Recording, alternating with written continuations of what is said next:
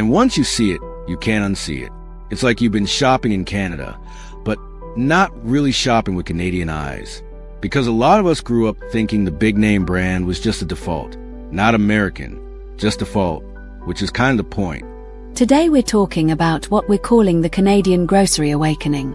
That moment when families start noticing, wow, US dominance on shelves is real. And then the next question hits, wait a second, can we actually buy more Canadian? And if we do, what changes? Not just for our budget, but for our food system, our resilience, and our sense of who we are. Let's start with the first phase, noticing. Because it's not just the obvious this product is imported thing. It's the branding. It's the vibe. It's the ads you've been seeing since you were a kid. You walk down the aisle, and it's like a familiar soundtrack. Exactly. And it can be sneaky because sometimes the product isn't even physically coming from the US. It might be manufactured in Canada, but it's controlled by a US parent company, or the profits flow out, or the decision-making isn't here. Meanwhile, there are Canadian companies making similar products with Canadian inputs, and they're just not the first thing your hand reaches for. So families start experimenting. They flip packages over. They look for product to Canada. Made in Canada, they look for Canadian addresses, and they start asking friends, have you tried this brand? Is it any good? And that's where the story gets fun, because you discover the hidden Canadian alternatives. Let's talk snacks because that's where people feel the change right away. You think you're locked into a few US giants, and then you find out there's this whole world of Canadian snack companies, regional chips, Canadian chocolate makers, Canadian crackers, and suddenly your pantry starts to look a little different. And it's not just snacks. Frozen vegetables are a great example. People assume frozen is automatically international, like it's coming from far away because it's in a bag. But there are Canadian-grown and Canadian-packed frozen options that are surprisingly competitive on price and quality. Once you realize that, the freezer aisle turns into a bit of a treasure hunt. Same with pantry staples. Think oats, flour, beans, lentils, canola oil, honey, maple products, certain pastas, even a lot of dairy and eggs depending on where you live. There are categories where Canada is not just participating, Canada is strong.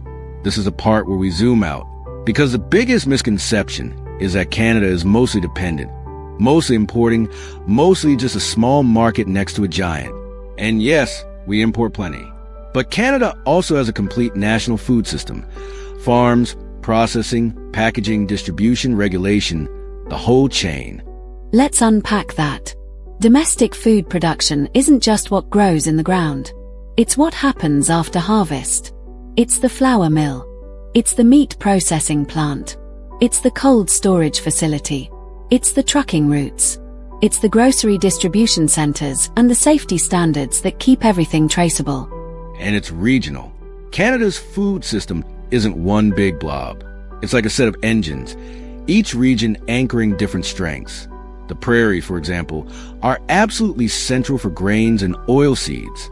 That matters for bread, cereal, cooking oil, animal feed. It ripples through a ton of categories. Ontario brings a mix that touches almost every part of a typical cart.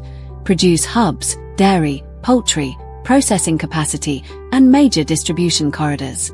And Quebec has its own deep food culture and a powerful production and processing network. Dairy, baked goods, prepared foods, food manufacturing, plus a strong sense of buying local that's almost built into the shopping identity. And then Atlantic Canada, which people sometimes overlook, but it anchors seafood, certain frozen and processed categories, and a lot of regional brands that are huge locally even if they're not national household names. You start to realize this country isn't just a consumer of food, it's a producer with real depth. Okay, so here's the question a lot of listeners might be thinking. If we have all this, why do US brands dominate so many shelves? Scale and marketing are big answers. US companies can spend enormous money to make their product feel like the standard. They can negotiate shelf placement. They can run national campaigns that bleed across the border through TV, streaming, social media. And Canadian retailers often operate in a market where US products are baked into distribution agreements and consumer expectations. And there's also habit. Families are busy. Shoppers are tired. If something worked last week and your kids will eat it, you buy it again. That's not a moral failure. It's just real life. The shift happens when someone decides to test one or two swaps and realizes it's not actually that hard. Which brings us to the domestic supply chain advantage. This is where it stops being just about buy Canadian because it feels nice and starts being practical. In a lot of categories, Canadian supply chains can outperform American ones for Canadian shoppers. Let's talk stability first. When you rely on long, cross-border routes, you're exposed to more points of failure. Border slowdowns, different regulatory changes, trucking disruptions, and just plain distance. Domestic goods often move through shorter, more predictable routes. And distance is a huge one. Sometimes a Canadian option is literally closer. That can mean fresher products, fewer days in transit, and less time bouncing around warehouses. It also can mean a simpler story when you ask, where did this come from? Then there's regulation and transparency. Canadian food standards, labeling requirements, inspections.